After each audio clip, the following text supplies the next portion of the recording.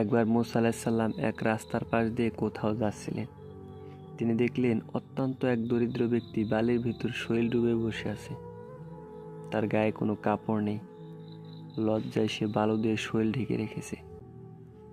লোকটি হযরত মূসা আলাইহিস সালামকে দেখে আর্তনাদ করে বলল, হে আল্লাহর নবী, আমার জন্য একটু দোয়া করুন। আল্লাহ যেন আমাকে অন্তত বেঁচে থাকার জন্য সামান্য কিছু রিজিক দান করেন। অভাবের তাড়নায় আমি আর সহ্য করতে পারছি না।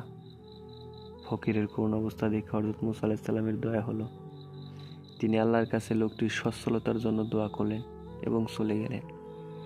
পরবর্তীতে আল্লাহর নবীর দোয়া কবুল হলো। কিছুদিন পর মূসা আলাইহিস সালাম ওই পথ দিয়ে আবার ফিরছিলেন। তিনি দেখলেন রাস্তায় বিশাল জটলা, অনেক মানুষ ভিড় করে আছে। তিনি জিজ্ঞেস করলেন, এখানে কি হয়েছে, এত ভিড় কেন? লোকেরা জানালো, কিছুদিন আগে যে ভিক্ষুকটি বালির নিচে শৈল ঢেকে পড়ে থাকতো, সে হঠাৎ কিছু সম্পদ পেয়েছিল।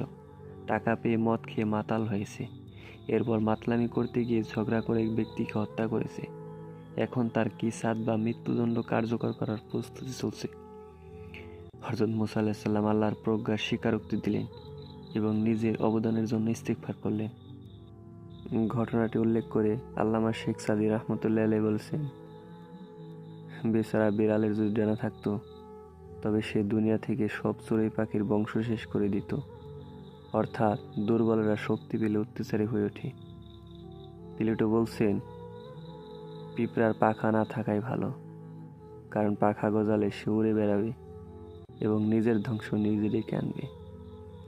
পবিত্র কোরআনে আল্লাহ বলছেন, যদি আল্লাহ তার সব বান্দাকে অঢেল রিজিক দিতেন তবে তারা পৃথিবীতে বিপর্যয় সৃষ্টি করত। সূরা শুরা নম্বর 27।